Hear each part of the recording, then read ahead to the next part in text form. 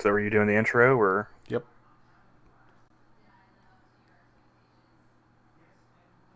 If it ever start.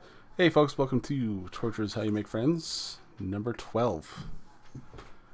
With us today, the victim, Polydub. I hate you both. And we've done our job. As I put out on the tweet, this is probably going to be the last time we ever stream with you ever again.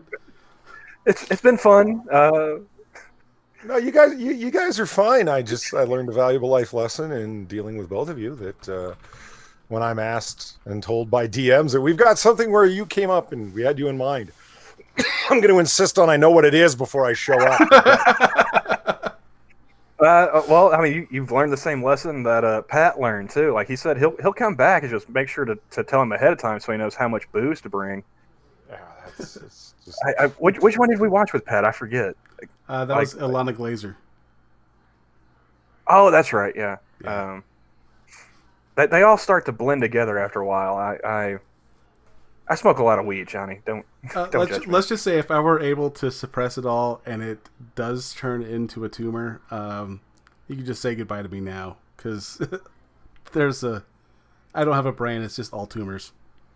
Well, that's how I managed to deal with it. Is like just smoke a lot of weed and just try and forget about it, and then you have like that innate like fight or flight response when you see it again. It's like whoa, I've been here before. This is no, and you get out. So for the chat, hey Shio, how's it going? We subjected Polly to a new Netflix special called Sarah Cooper. Everything is fine. And this is got the added wrinkle of it's not actually a stand-up special. It's a skit special. Because apparently Sarah Cooper is a viral sensation, I guess, on the TikToks doing lip syncing of the president. Not impressions, not like a face swap or anything like Kyle Dunnigan, but just lip syncing. That's asking too much. And I thought of Polly because they have this thing formatted like a morning talk show, and I know how Polly loves the news entertainers. So, Oh man, I am legitimately surprised that the people at Netflix thought that you would be able to translate that. Like looking at Lily Singh's comedy, it's like, okay, here she does these little short YouTube videos that are aimed at children. Of course, she'll be able to do a late night talk show, and it's like, why would you think that? It's like, well, she's funny in general, and we've had a lot of comedians transfer over from Saturday Night Live to being able to host a late night talk show, and it was successful. So there's an innate comedy thing there. Haven't you learned your lesson? Like how many people are you going to transfer over from social media before you realize that it doesn't transfer over well? I mean, holy shit, this woman is just dramatically unfunny. I will admit there was a point that I laughed, but it was ironic laughter that, holy fuck, this is bad. which point was it for you? I forget. I just remember laughing and looks like the laughing, crying emojis, tears of pain, that kind of thing.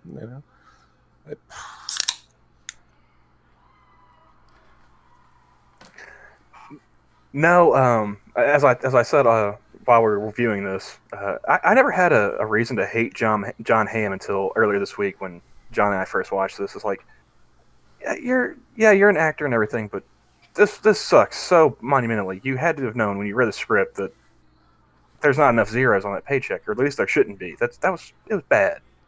I saw There was a laundry list of celebrity cameos in this, and not one of them managed to pull off. Well, I mean, Maya Rudolph was kind of, sort of, with her weather reporter. Yeah. But that kind of made me think about like the Chappelle Show skit with like when they get the reparations and the weatherman goes off like the Al Roker character. Yeah. So I mean, it's been done and it's been done better. So But So, as is the case with a lot of variety shows or I wouldn't say skit comedy specials because a lot of them take a different form than this. You have to hang it on something, right? The Chappelle Show was his stand-up. he would be standing up on a stage, as you guys know, in front of a crowd, Mm-hmm. and that was the line upon which the skits were hung. If you think about the Star Wars Holiday Special, what's going on in Chewbacca's treehouse there, where his family lives, that's the line upon which all of the various variety show skits are hung. In this show, if you guys haven't, chat, if you haven't seen it, like, trying to explain it, it's Sarah Cooper is the host of a morning talk show that everybody else stops coming in because of coronavirus, and I'm assuming, and so she has to start hosting everybody's show, and she is cutting away to news segments, and the news segments are the skits, and the morning talk show segments of, we're talking with Megan Thee Stallion, we're talking with, this new robot AI CEO of a company. Like, those are her skits, which are largely comprised of, well, majorly comprised of her stupid lip sync comedy, which isn't even comedy. It's her making dumb faces while she lip syncs Kellyanne Conway's words or Donald Trump's words or whatever, and it's supposed to be like hilarious satire of them, and it's not. Fuck. I really, like, a news, and it ends up with her descending into madness in a borderline acid dream where she meets Satan, ends up on a golf course, and a meteor is coming in to kill her. And the credits roll. Well, when you put it that way, Polly, I mean, well, yeah, it sounds ridiculous, doesn't it?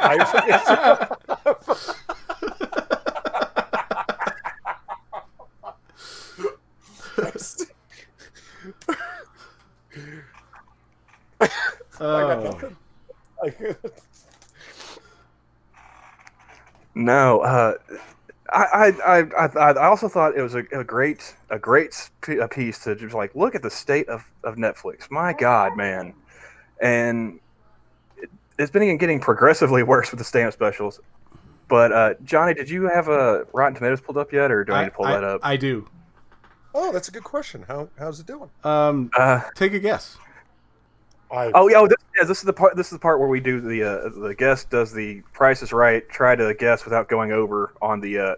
Let's start with the tomato meter. Okay. The critic score. What do you think? Ballpark figure, a scale of 1 to 100. What do you think the critics rated it as? Well, I'm going to go stereotypical. I'm going to say the critics gave it 85. Okay. Have you looked recently, Camel? No. Oh. No, I'm pulling it up right now. Actually, 73%. 73. So you actually didn't get it on that one, Polly, but we still have the audience score, the user rating for Rotten Tomatoes, without going over. Take a guess. 20%. 50. It jumped up to 50 because he was right on the button when we checked this out originally. Yeah. It was 20%. It was 20% when we first looked at it. And now, do they actually have any ratings? Yeah. No, there are still no ratings on. As far as audience ratings. Yeah, because when we watched this earlier in the week, it had a score of 20 from the audience and only 5 user ratings, but no comments or anything left. And now it's up to 16 user ratings with a score of 50, and that is suspicious as fuck. I was going to say suspect to say the least. Yeah, with 16 ratings, no one said anything. I highly doubt that. But I thought it was interesting because some of the critic scores, that they actually, some of these, top critics that they have at Rotten Tomatoes gave it rotten reviews, like straight up. And there was one, Variety, I think is the one I checked out. Because since there was no audience rating, because the audience ratings are usually funnier than the specials we watch. Oh, yes. And markedly so. The reviews are funnier than the specials. Jesus Christ, that's pretty harsh, man. Yes. I can honestly say to you, Polly, that I've laughed more at audience reviews of some of these Amazon Prime specials and Netflix specials than I have at actually watching the special. Let's see. Variety. Oh, yeah. pull it up. Why won't it take me directly to it? It did last time. Oh, full review. There we go.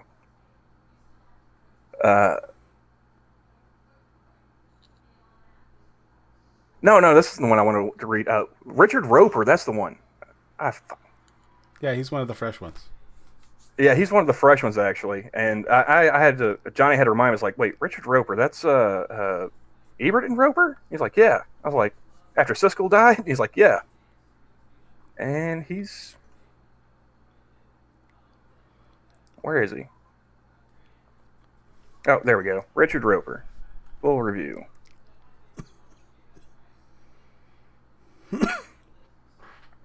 Don't die on me, Johnny. I'm still good. Sarah Cooper, everything's fine. Trump lip sync artist works well with others. On her Netflix comedy special, the viral video favorite brings in big names and makes sketches that work more often than not. This is from 3 days ago. Yeah, I had to check. I was like, wait, what? I overshot. She's 42, not 44. Years You old? don't watch. Yeah. That makes it even worse somehow. You don't watch one of Sarah Cooper's brilliant Trump lampooning videos just once.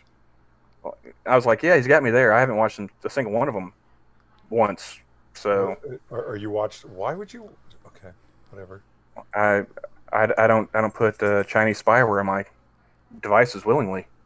So the moment a new one appears on your timeline, you gobble it up. Then you view it 2 or 3 more times before texting the link to your friends, who humor you by responding with a thumbs up or haha icons, even as they're thinking, "Thanks, Richie. I have a phone and social media accounts too."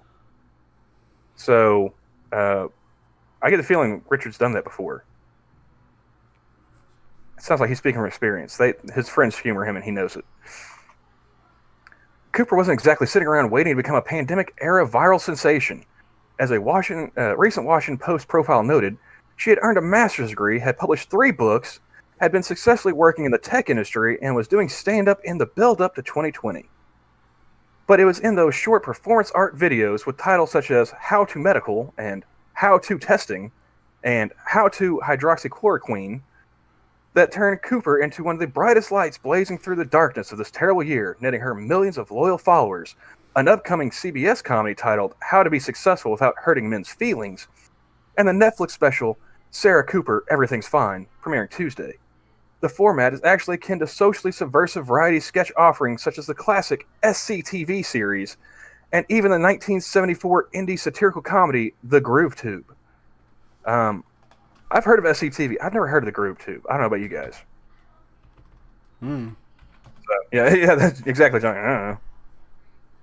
What say you, chat? You ever heard of The Groove Tube without looking it up? Because I'm not chancing that search history. You can't be spooky when you misspell spooky yet. Sorry. Hi, Far. How's it going? Set within the framework of an unbearably sunny and cheesy morning show titled Everything's Fine with Cooper as an anchor on a lonely set, this is the wildly uneven ride, with some of the bits scoring bullseyes and others falling flat in spectacular fashion. But on balance, it's worth the 50-minute investment on the strength of Cooper's undeniably comedic skill set and her enormous likability, and an almost overwhelming number of guest contributors from John Hamm to Helen Mirren to Maya Rudolph to Ben Stiller to Fred Armisen to Megan Thee Stallion to Winona Ryder to, yep, is that Marissa Tomei as Satan? I didn't know it was Marissa Tomei until I read this review after we watched it. No, I had to tell you it was Marissa Tomei. Oh, that's right. Director-producer Natasha Lyon, Russian Doll, does a fine job of capturing the basic workings of a morning TV show, albeit one that seems to be operating on a shoestring budget because of the coof, which opens with Cooper doing the classic breezy tease, sounding incredibly upbeat, even if the content is a bit weird and disturbing. And it's really just, he recaps the entire 50 minutes, just condenses it down even further. Jesus Christ, is that a long review? Like, just... And then when she was 8 years old, she entered into soccer for children. Like, what else are you going to tell us about? What is good? Anyway, she's just Well, not some new person. Here's this other thing, and even though she's got all this race comedy, did you know that she's married to a white man at Google that got her job as a software engineer? Although all she ever did was work on Google Docs and their visual interface. Why don't you tell us about those things? What's her favorite breakfast food? Does she enjoy long walks on the beach? I want to know what this guy thought. Mick LaSalle from the San Francisco Chronicle. We've had enough cringe comedy for most of the 21st century, and everything's fine. Cooper goes beyond that. This is the comedy of dread, of fear, of mutually understood misery. if you hate the president, I suppose. So wait a minute. He's trying to say that this is an example of not cringe comedy? It's cringe comedy and then some. Okay. I was just making sure I caught his. At least as far as I read it. This is definitely cringe comedy, in a big way. Like, there are so many exceptionally awkward moments in that. The one that I felt the most sad about watching was Tommy Davidson doing a skit where he's acting in a upcoming Jordan Peele comedy. It's like, ouch, that's gotta hurt. Yeah, guys, here's the joke, and don't go watch it. So I don't care if I spoil it, because there's nothing to spoil, because it's stupid. It's a Jordan Peele horror film of a black couple at Mar-a-Lago, and they're the only black couple that's at Mar-a-Lago, and Donald Trump really wanted. Hilarious. And the only reason they're there is because no one else is there. Yeah, they're in like one of the side rooms where they stack all the extra tables and chairs. Probably the whole reason why we go through this is we watch these things and condense it down for people so they don't have to. It's like, you don't have to look at this shit. We're doing a public service here, Polly. But look, masochism is not a public policy. My friends. If you're into self-harm, that's cool, but you should handle it in therapy, not on YouTube. Don't forget the sadism. We dragged you into this. Yeah. Like I said, I'm holding a grudge, just so you know. It all sounds like, why is Polly cursing us out? It's like, well, you won't have to guess. Oh, we know. I'm still looking forward to being the next chat for CBC. I was gonna say, we know why you're cursing us out. Can't wait for episode 100, Polly. 101. No, 100. We had to delay the episode. Oh, did that get? See, Polly, I'm a more dedicated viewer. Quiz has a really wonky schedule, and trying to schedule 3 people together with different work and life schedules gets a little difficult. So yeah, we actually had to postpone episode 100, but that's okay. We'll do it. Well, all right. And I didn't need Jacob to confirm that you can hold a grudge. Like I said, I've heard the CBCs. His reply to the tweet for the stream covered that and everything. He said, "Can confirm." Yeah, I know. But yeah, like I figured this would be a fairly short stream because of it being less than an hour long, and only having like the one guest on deck. But I was surprised that there wasn't as much to be digging up on this. Like, let me see. I don't remember seeing Metacritic scores for it either. That's I'm looking for IMDb, and it's 5.9 out of 10 right now. I see a lot of similarities in this comedy special, so-called comedy special, and what happened with and what happens with graphic novels and comic books that are not meant to be successful as comic books. They're meant to pitch short-lived series to Netflix and Hulu and Amazon Prime and so forth, right? Now, they don't pay them very much. There's not a lot of money in it, but that's the whole point in creating those things. When you have when you're Netflix and you're looking Netflix producers and you're looking to fund something, It's like, what are we going to throw money at? It's like, well, what's going on? We don't want to miss any waves. Well, TikTok's really big right now.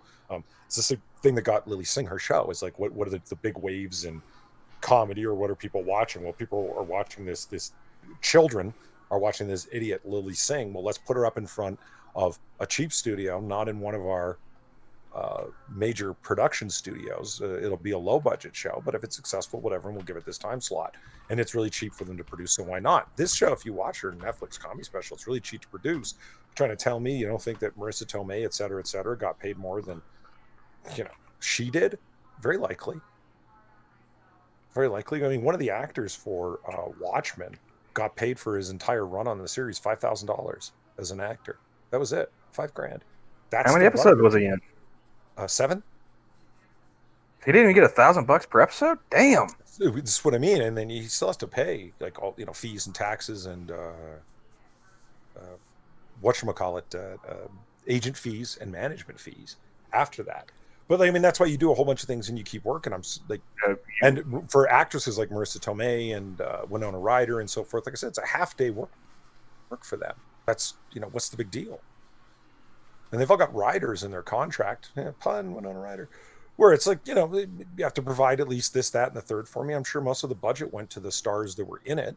And dumbass there, what's her name? Cooper. Sarah Cooper. Yeah.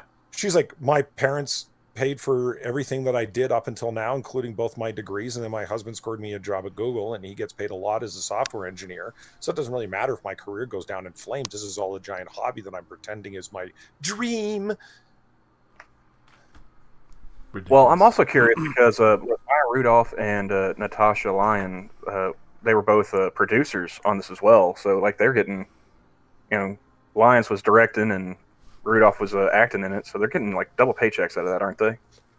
Yeah, and she's also an executive producer, which Cooper, which means a confusing thing, like something co-executive producer, line producer, associate producer.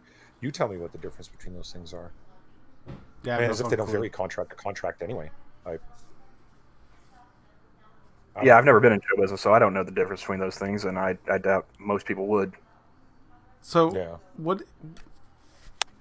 I'm assuming just by looking at it, Metacritic is just a gathering of all the critiques that they see, and then they it's got a lot of pretty much. This has also got the one from Variety that Ashley Ray Harris one. It's got Richard Roper and The Atlantic, Salon. I didn't see USA Today on Rotten Tomatoes, but they could have been. So you want to take a stab at the Metascore, Polly? Nope. Did I say that? No, I didn't. No, you want yeah, it's they rated that as a 71 user score, only 2 user ratings, and they're both negative. Really? I so wish that somebody had actually taken the time to write a review for that. I would have loved to have read it. It's too bad that you can't actually track viewers. Here's the thing. I don't know if you guys watch Red Letter Media.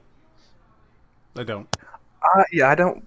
I don't watch them, but I've listened to enough people that do that I've heard about them favorably. Yeah, fair enough.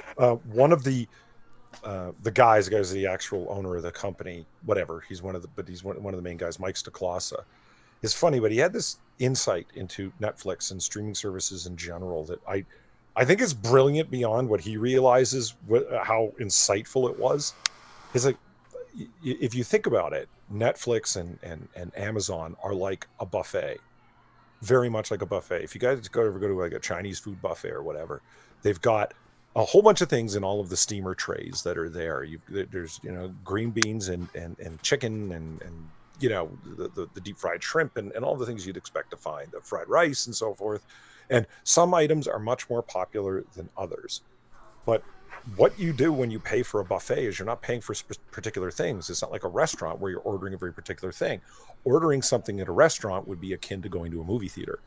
You go to a movie theater, you look at the menu, you pick the one that you want, and let's say that Sarah Cooper's comedy special was open in theaters, though it never would be, but let's just say you'd go, okay, I want to see Sarah Cooper. That would be like ordering something particular off the menu, and they would know how particularly popular that menu item was based on how many people ordered it. Streaming services don't work like that. They're like a buffet. There are some items that are more popular on the buffet than others, but it is the job of the restaurant to make sure that those trays are always full and everybody pays one flat fee to get in to eat. You pay the $15 or the $20 for all you can eat at the buffet, but everybody lines up at the shrimp and the fried rice, and the disgusting green beans just sit there and go bad and they throw them out. But it is their job to have all the trays full. And that's what happens on Netflix. You open it up and there's a whole load of crap. And there's some super popular items, but they need every tray full. They need new content constantly. And if it doesn't matter if it's good or not, they don't care if it's good or not. They just need crap there to fill all of it, even though they know only 3 or 4 of the things are going to be popular. Yeah, Amazon's been dipping into that too. I has a brilliant analogy to what's going on. It's like, why keep producing this crap? Why keep licensing old television shows like to be able to stream them all? Because they need those trays full. Because people pay their flat monthly fee every month and expect to go in there and see a whole load of crap, like a whole load of stuff, options, even though only 20% of it's actually going to be watched. Well, and then thinking about that, if you take like someone like Chappelle's in consideration, and then alongside with, say, Sarah Cooper, you're going to pay Chappelle a hell of a lot more than you're going to pay Sarah Cooper. Well, yeah, because they're sexist. That's, you know. I mean, Amy Schumer pointed that out, right? She wasn't being paid as much as her male co-stars, even though she's not remotely as popular or well-liked or anything like that, but she wants the same amount of money, or otherwise they're sexist. You don't remember her complaining about that? It was hilarious. She wanted Dave Chappelle's money. Right. No, that was Monique. That was Monique. Pretty sure that was Amy Schumer, wasn't it? I think Schumer. I think she did negotiate for more money. Monique tried to, and I don't think it worked so well. Who the fuck's Monique? She's one of the. Polly, have you ever seen Soul Plane? I might as well say no. It was on and the whole thing played, but I was not tuned in, if you know what I mean. Let me see. Beer Fest. You ever see Beer Fest? No. Oh, shit. She's been in a bunch of stuff, but was she in Babs? Or is that somebody else I'm thinking of?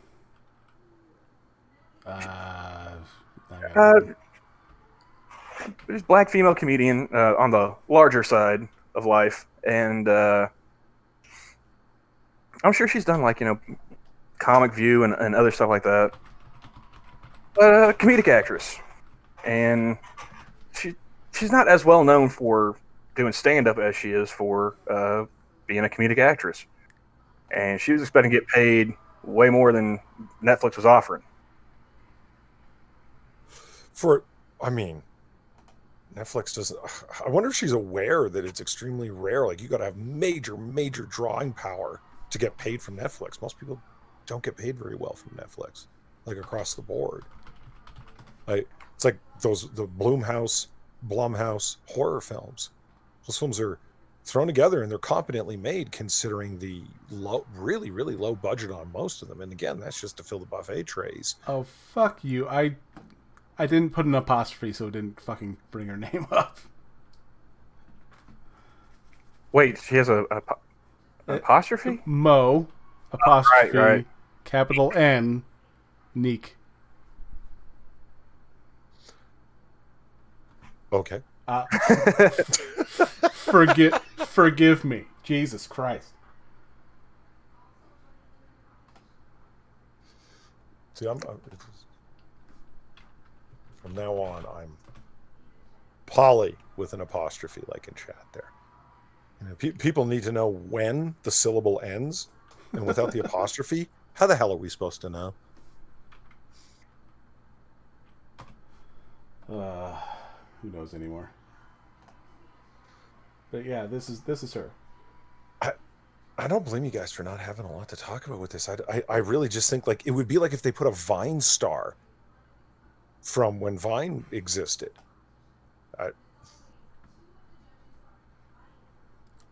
Let's see.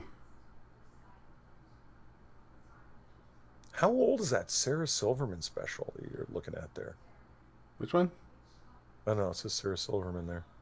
Oh, you still got Netflix showing on the Discord. Oh, Yeah. yeah.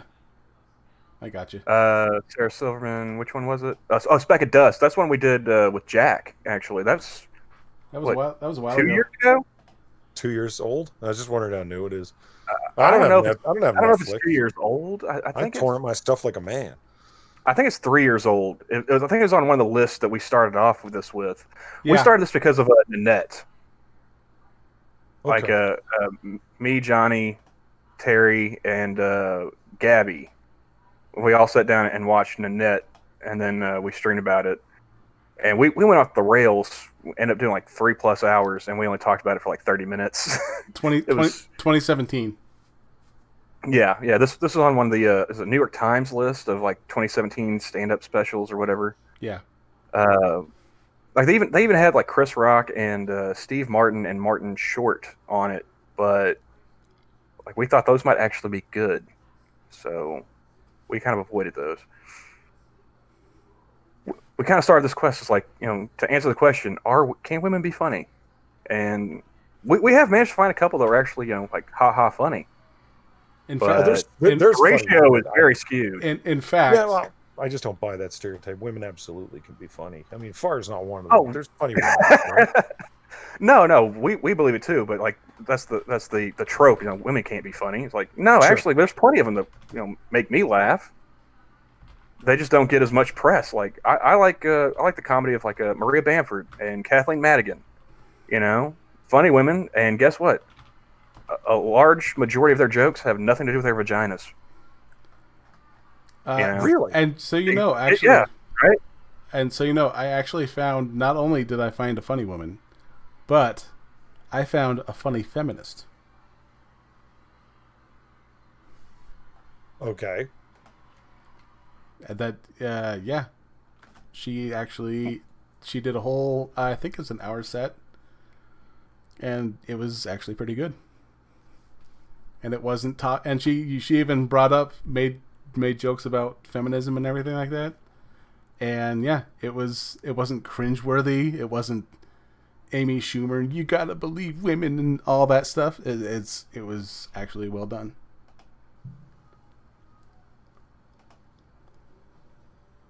Oh, now I'm thinking about Amy Schumer. Ugh. No, Fugi, I think you're thinking of like Moesha. It was Monique, unless she was like an adult actor on one of them. Let me take a look, since I got it here. But yeah, this was a painful watch for us initially. The only reason why we came back and watched it again was because we were able to get Polly duped into watching it. She was in the Proud Family. Oh, she was a voice actor. Okay. Yeah. Well, And, I mean, and in Moesha.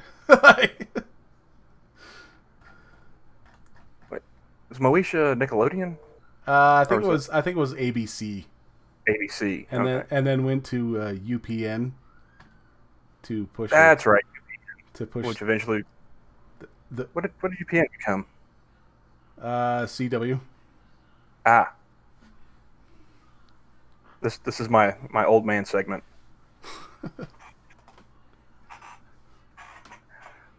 But yeah, I've got nothing else really to say about Sarah Cooper, and everything's fine. Nothing that The lip syncing was ridiculous on its face. The skits were just not good in any respect. I think the only one I thought was passably funny was the Maya Rudolph weather woman, losing her shit, and Jane Lynch playing a Karen. Because I think Jane Lynch is just funny. Not what was going on was funny, but just her in general. So yeah, don't watch it. It's not worth it. Save yourself 50+ minutes. You guys got anything to say? it's one of those shows where you'll start from the beginning and you're like, all right, I'm bored enough. I can make it through this. And then by the end, like for my night job, I would sit there and watch this, and I'd be at the end. I'm just like, I could have been working. I could have been being productive. I had more productive time doing my actual job than I had 50 minutes at this piece of shit.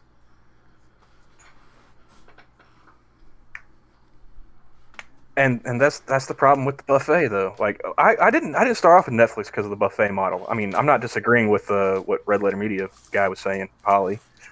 The whole reason why I started with a Netflix account back when I had one was I just wanted to be able to like stream old movies and stuff. I wanted the old stuff. I wanted to have somewhere I could go to just watch a movie I'd seen maybe a million times that's not on air.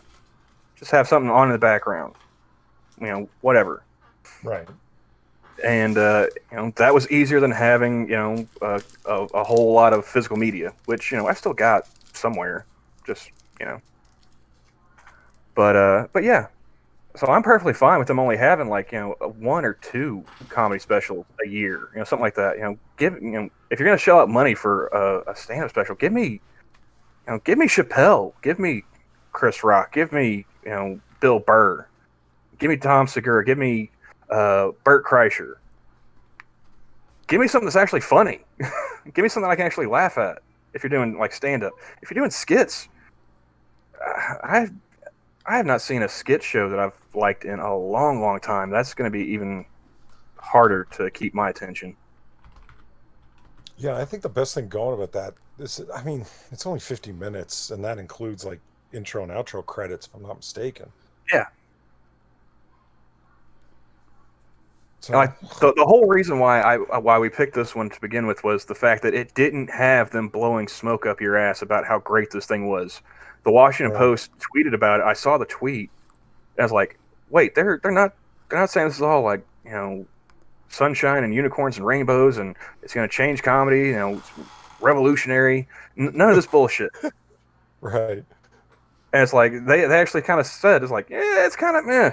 It's like wow. Well, if the Washington Post is willing to say that this is kind of meh, like how bad can it be? Wow. I think that tweet probably qualifies as like an understatement of the year.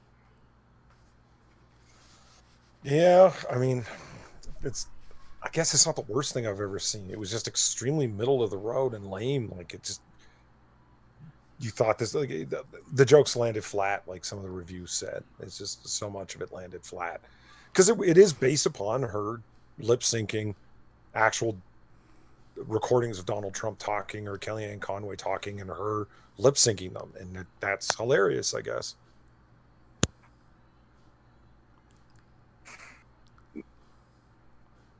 Yeah. Oh yeah, and the Metacritic score was 70. 71 is what I got. 70, yeah, 71. eight positive, one mixed review, 2 negative reviews. So, Since we completely skipped over that. Yeah, and it bothers me. It bothers me a lot that none of the 2 people on Metacritic or the 16 people on Rotten Tomatoes took the time to tell me why I should or should not watch this. They could have saved us all, at least 50 minutes. Let's see. Here we go. What do you got, Johnny? I'm looking through IMDb critics right now. I love Sarah Cooper on Twitter, but I'm really not sure what this was. Interesting cameos from known stars, but it felt like a random collection of unrelated comedy skits that they tried to merge together to be a single show. But it came out disjointed and sadly not funny at all. My partner walked out of the room about a quarter of the way through. I stuck with the whole show, but sadly didn't get any better. So disappointed. A quarter of the way. Damn. Wait, this one gave it 9 out of 10. That's a 3 out of 10. A lot of people are saying ... A lot of people are saying Sarah Cooper is very funny, folks. A lot of people. I wish I could tell you how many.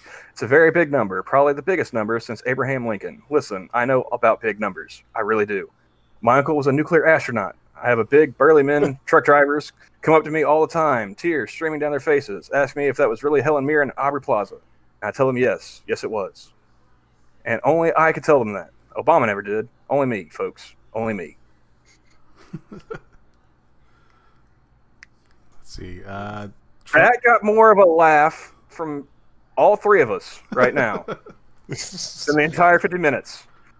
Let's see. And that was a middling chuckle. Let's see. Trump kidnapped Sarah Cooper and made her do this show. Just kidding about the kidnap thing. But this show was the worst bit of TV nonsense I've ever watched. Remember the audience in the movie The Producers when Springtime for Hitler was playing? Yeah, that was my expression as I watched 1 hour of the most idiotic bunch of sketches ever. I mean ever. I would rather put needles in my eyes than watch that again. Wow. What a waste of talent. I have enjoyed tremendously watching Sarah Cooper's 1 to 3 minutes of her doing the Trumps. But this piece of garbage only goes to show the limits to Sarah's talents and how diverse she can be. Close the door and weld it shut. Was that the end of that one? Yeah. I got another 9 out of 10 here. Ignore the incel brigade downvotes. Oh, yeah, I saw that one. This is an audacious experimental comedic work with a wonderful all-star cast. Amazing that it got made. Sarah takes a lot of chances, and it's a little uneven, but I could not stop watching. It's a horror show, built at the intersection of William Burroughs' Nova Express and John Lennon's Revolution No. 9, masquerading as a satire. How else to convey the insanity of these times under the depravity and incompetence of the spray-tan shroom, a.k.a. Bunker Boy? In the end, I found it to be quite touching. She is a talent to watch in the future. Ignore the naysayers. Sure, let's go with that. I do have a 10 out of 10 here, too. Outstanding! With 3 exclamation points. There's been a lot of very good comedy and satire on social media during this horrible COVID crisis. Flora Anderson, Sean Burke, Rosie Holt, I haven't heard of any of those people. And chief amongst them had been Sarah Cooper with her genius lip-syncing deconstruction sketches of the nonsense that the most powerful man on earth, Donald Trump, had to say. Here, a 50-minute mock news show with a fictionalized Sarah as anchor, facing something of a breakdown in the face of the show's clearly incorrect title of Everything's Fine. It takes apart U.S. current affairs, magazine broadcasting, Trump and the political chaos facing the U.S. and wider, the COVID age, environmental crisis, perceptions, race, and feminism, all handed in a very joyously wise yet funny manner. On topic, on the ball, an indispensable and very, very funny, one of the best satires I've seen in ages, 10 out of 10! Wow. Ouch. Someone obviously wasn't watching the same special that we did. Someone had a gun put to their head. Like that's how you know if I'm in danger, folks. You start seeing me posting like IMDb reviews of like Nanette and Douglas with this kind of language. Let's see, 1 out of 10. Have you ever wondered what they were thinking when they watched this? Watched the takes during production. It seems they didn't, as surely they wouldn't have gone on. I would ask for those 50 minutes of my life back, but the whole year has been a total loss anyway.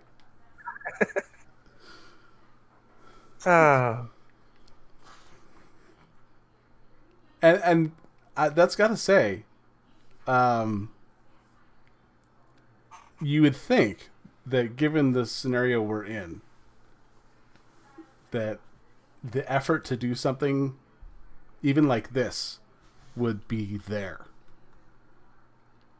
Like, you don't have a lot of time to like work with someone like, say, Helen Mirren or Mira Sorvino. What the fuck's her name? Marissa Tomei? Yeah. I was thinking of the face, not the name. But yeah, you only have a limited amount of time for, keeping those people with you. And goddamn, like why would you do something like this? Good question. Fuck. For the exposure, Johnny, I think Polly's already pointed out that they're probably not paying her very much to make this. Well, if she, like, say for the exposure, and hopefully I can do additional specials, go on some kind of bizarre tour where I lip sync Trump on stage or whatever. See, I think right? Mr. Dax just got here, or shortly ago, and he already hit on what you were saying earlier. Probably like, is Sarah Cooper another Lily Singh case? Yes, Yes, comedy that does not transfer over, but oh well, it's content. I have to admit, I have not. I've only seen like one or two of Lily Singh's videos, and those were in response videos from somebody else. I think it's Sinatra, but it's like, yeah, those weren't funny. Like even like just the internet videos. Like how did somebody see that and like, you know what? Late night. Well, it was funny, like with Lily Singh, it was some black guy who put one out there. It was the the reply to a comment about going back to Her country. Oh Yeah. yeah. and it was from someone who it was a profile that had like no subs or anything. It only had like one thumb up on it, which is clearly the guy who wrote it. Right. Yeah, And- that's one of the videos that I saw. and she's thinking that like, or she's treating it like it's the comment she gets every single episode or every single video she puts out, and it's like, god damn it. Why not though? Yeah. I mean, Well, and people She's buy that always- shit, which is the sick part. if you're her, you pick the lowest hanging fruit that you can attack, right? And why not? The people that love you, and she has diehard fans. I mean, go figure, but she does. Lily Singh, I'm sure. Now, obviously, what's her name from some of the reviews that we read? A 10 out of 10. This was brilliant satire and deconstruction, and 20 other things that it wasn't even intended to be. I mean, she just TikTok is built around lip syncing videos, at least originally. Songs. Oh, is Polly roboting for you too, Johnny, or is it Yes, just he me? is. Apparently, his internet is sick of this shit too. Roboting? You did robot out there for a little bit, but you're coming in clear now. Yeah. Okay. I was just saying, Oh, there he goes There again. he goes Shit. again. God damn it. I bet Polly's wishing this had happened earlier.